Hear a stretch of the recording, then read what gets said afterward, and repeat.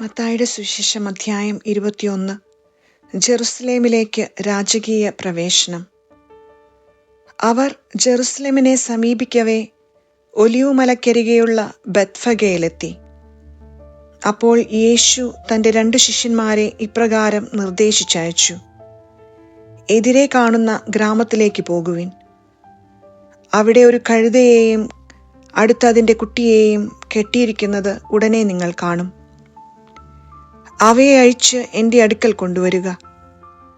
ആരെങ്കിലും നിങ്ങളോട് എന്തെങ്കിലും ചോദിച്ചാൽ കർത്താവിന് അവയെക്കൊണ്ട് ആവശ്യമുണ്ടെന്ന് പറയുക. അവൻ ഉടനെ തന്നെ അവയെ വിട്ടുതരും. പ്രവാചകൻ വഴി പറയപ്പെട്ട വചനം പൂർത്തിയാകാനാണ് ഇത് സംഭവിച്ചത്. സിയോൻ പുത്രിയോട് പറയുക, ഇതാ നിന്റെ രാജാവ് വിനയാന്യുതനായി കഴുതയുടെയും കഴുതക്കുട്ടിയുടെയും പുറത്ത് നിന്റെ അടുത്തേക്ക് വരുന്നു. ശിഷ്യന്മാർ പോയി യേശു കൽപ്പിച്ചതുപോലെ ചെയ്തു.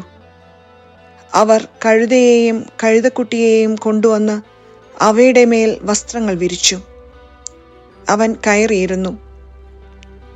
ജനക്കൂട്ടത്തിൽ വളരെ പേർ വഴിയിൽ തങ്ങളുടെ വസ്ത്രങ്ങൾ വിരിച്ചു. മറ്റു ചിലരാകട്ടെ വൃക്ഷങ്ങളിൽ നിന്ന് ചില്ലകൾ മുറിച്ച് വഴിയിൽ നിരത്തി.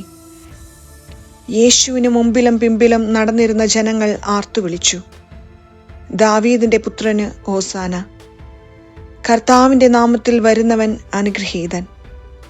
ഉന്നതങ്ങളിൽ ഹോസാന! അവൻ ജെറുസലേമിൽ പ്രവേശിച്ചപ്പോൾ നഗരം മുഴുവൻ ഇളകി വശായി. ആരാണിവൻ എന്ന് ചോദിച്ചു. ജനക്കൂട്ടം പറഞ്ഞു, ഇവൻ ഗലീലയിലെ നസ്രത്തിൽ നിന്നുള്ള പ്രവാചകനായ യേശുവാണ്.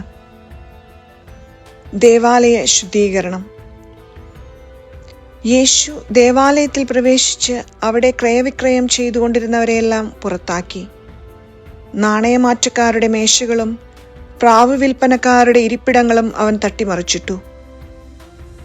അവൻ അവരോട് പറഞ്ഞു, എൻ്റെ ഭവനം പ്രാർത്ഥനാലയം എന്ന് വിളിക്കപ്പെടും എന്ന് എഴുതപ്പെട്ടിരിക്കുന്നു. നിങ്ങളോ അത് കവർച്ചക്കാരുടെ ഗുഹയാക്കുന്നു. അന്ധന്മാരും മുടന്തന്മാരും ദേവാലയത്തിൽ അവൻ്റെ അടുത്തെത്തി. അവൻ അവരെ സുഖപ്പെടുത്തി. അവൻ ചെയ്ത വിസ്മയകരമായ പ്രവൃത്തികളെയും ദാവീദിന്റെ പുത്രന് ഹോസാന എന്നുദ്ഘോഷിച്ച് ദേവാലയത്തിൽ ആർപ്പുവിളിക്കുന്ന കുട്ടികളെയും കണ്ടപ്പോൾ പ്രധാന പുരോഹിതന്മാരും നിയമജ്ഞരും രോഷാകുലരായി. അവർ അവനോട് പറഞ്ഞു, ഇവരെന്താണ് പറയുന്നതെന്ന് നീ കേൾക്കുന്നില്ലേ?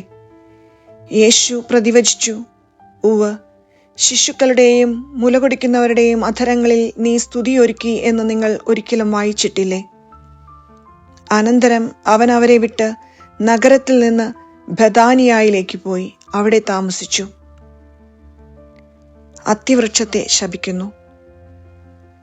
പ്രഭാതത്തിൽ നഗരത്തിലേക്ക് പോകുമ്പോൾ അവന് വിശന്നു. വഴിയരികിൽ ഒരു അത്തിവൃക്ഷം കണ്ട് അവൻ അതിൻ്റെ അടുത്തെത്തി. എന്നാൽ അതിൽ ഇലകളല്ലാതെ ഒന്നും കണ്ടില്ല. അവൻ അതിനോട് പറഞ്ഞു, ഇനി ഒരിക്കലും നിന്നിൽ ഫലങ്ങൾ ഉണ്ടാകാതിരിക്കട്ടെ. ആ നിമിഷം തന്നെ ആ അത്തിവൃക്ഷം ഉണങ്ങിപ്പോയി. ഇത് കണ്ട് ശിഷ്യന്മാർ അത്ഭുതപ്പെട്ടു. ആ അത്തിവൃക്ഷം ഇത്ര വേഗം ഉണങ്ങിപ്പോയതെങ്ങനെയെന്ന് ചോദിച്ചു.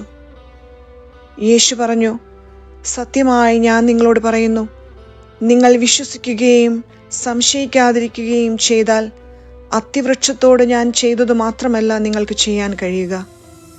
ഈ മലയോട് ഇവിടെ നിന്ന് മാറി കടലിൽ ചെന്ന് വീഴുക എന്ന് നിങ്ങൾ പറഞ്ഞാൽ അതും സംഭവിക്കും. വിശ്വാസത്തോടെ പ്രാർത്ഥിക്കുന്നതെല്ലാം നിങ്ങൾക്ക് ലഭിക്കും. യേശുവിൻ്റെ അധികാരം. അവൻ ദേവാലയത്തിലെത്തി പഠിപ്പിച്ചുകൊണ്ടിരിക്കുമ്പോൾ പ്രധാന പുരോഹിതന്മാരും ജനപ്രമാണികളും അവനെ സമീപിച്ചു ചോദിച്ചു, എന്തധികാരത്താലാണ് നീ ഇതൊക്കെ ചെയ്യുന്നത്? നിനക്ക് ഈ അധികാരം നൽകിയത് ആരാണ്? യേശു പറഞ്ഞു, ഞാൻ നിങ്ങളോട് ഒന്ന് ചോദിക്കട്ടെ. നിങ്ങൾ എന്നോട് ഉത്തരം പറഞ്ഞാൽ എന്തധികാരത്താലാണ് ഞാൻ ഇവയൊക്കെ ചെയ്യുന്നതെന്ന് നിങ്ങളോട് പറയാം. യോഹന്നാന്റെ ജ്ഞാനസ്നാനം എവിടെ നിന്നായിരുന്നു? സ്വർഗത്തിൽ നിന്നോ മനുഷ്യരിൽ നിന്നോ? അവർ പരസ്പരം ആലോചിച്ചു. സ്വർഗത്തിൽ നിന്ന് എന്നു നാം പറഞ്ഞാൽ പിന്നെ എന്തുകൊണ്ട് നിങ്ങൾ അവനെ വിശ്വസിച്ചില്ല എന്നവൻ ചോദിക്കും. മനുഷ്യരിൽ നിന്ന് എന്ന് പറഞ്ഞാലോ നാം ജനക്കൂട്ടത്തെ ഭയപ്പെടുന്നു, എന്തെന്നാൽ എല്ലാവരും യോഹന്നാനെ ഒരു പ്രവാചകനായി പരിഗണിക്കുന്നു. അതിനാൽ അവർ യേശുവിനോട് മറുപടി പറഞ്ഞു, ഞങ്ങൾക്കറിഞ്ഞുകൂടാ. അപ്പോൾ അവൻ പറഞ്ഞു, എന്തധികാരത്താലാണ് ഞാൻ ഇത് ചെയ്യുന്നതെന്ന് നിങ്ങളോട് ഞാനും പറയുന്നില്ല. 2 പുത്രന്മാരുടെ ഉപമ. നിങ്ങൾക്ക് എന്തു തോന്നുന്നു? ഒരു മനുഷ്യന് 2 പുത്രന്മാരുണ്ടായിരുന്നു. അവൻ ഒന്നാമന്റെ അടുത്ത് ചെന്ന് പറഞ്ഞു, മകനെ, പോയി ഇന്ന് മുന്തിരിത്തോട്ടത്തിൽ ജോലി ചെയ്യുക. ഞാൻ പോകാം എന്നവൻ പറഞ്ഞു. എങ്കിലും പോയില്ല.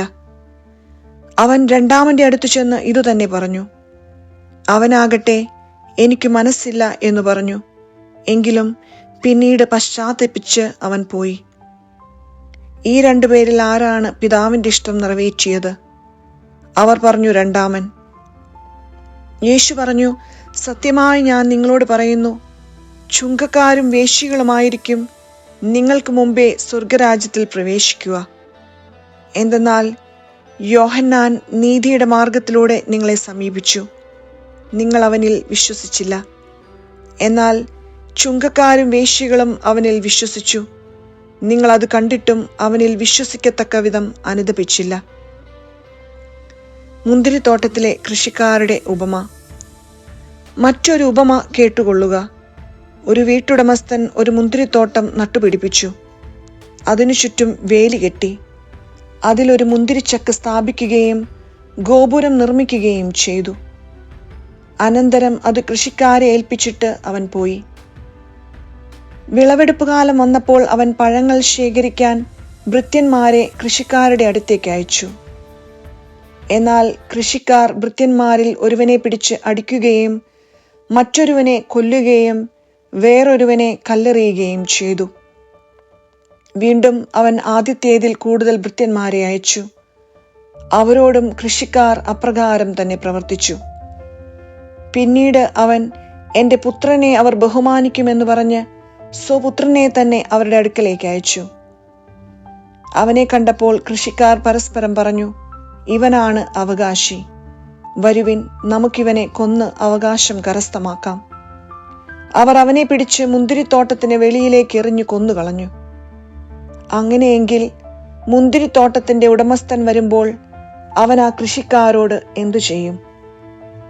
അവർ പറഞ്ഞു, അവൻ ആ ദുഷ്ടരെ നിഷ്ഠൂരമായി നശിപ്പിക്കുകയും യഥാകാലം ഫലം കൊടുക്കുന്ന മറ്റു കൃഷിക്കാരെ മുന്തിരിത്തോട്ടം ഏൽപ്പിക്കുകയും ചെയ്യും. യേശു അവരോട് ചോദിച്ചു, പണിക്കാർ ഉപേക്ഷിച്ചു കളഞ്ഞ കല്ല് തന്നെ മൂലക്കല്ലായി തീർന്നു. ഇത് കർത്താവിന്റെ പ്രവൃത്തിയാണ്. നമ്മുടെ ദൃഷ്ടികൾക്ക് ഇത് അത്ഭുതകരമായിരിക്കുന്നു എന്ന് വിശുദ്ധ ലിഖിതത്തിൽ നിങ്ങൾ വായിച്ചിട്ടില്ലേ? അതുകൊണ്ട് ഞാൻ നിങ്ങളോട് പറയുന്നു, ദൈവരാജ്യം നിങ്ങളിൽ നിന്നെടുത്ത് ഫലം പുറപ്പെടുവിക്കുന്ന ജനതയ്ക്ക് നൽകപ്പെടും. ഈ കല്ലിൽ വീഴുന്നവൻ തകർന്നു പോകും. ഇത് ആരുടെ മേൽ വീഴുന്നുവോ അവനെ അത് ധൂളിയാക്കും. പ്രധാന പുരോഹിതന്മാരും ഫരിസേയരും അവന്റെ ഉപമകൾ കേട്ടപ്പോൾ അവൻ തങ്ങളെപ്പറ്റിയാണ് സംസാരിക്കുന്നതെന്ന് മനസ്സിലാക്കി. അവർ അവനെ പിടികൂടാൻ ശ്രമിച്ചെങ്കിലും ജനക്കൂട്ടത്തെ ഭയപ്പെട്ടു. കാരണം ജനങ്ങൾ അവനെ പ്രവാചകനായി പരിഗണിച്ചിരുന്നു.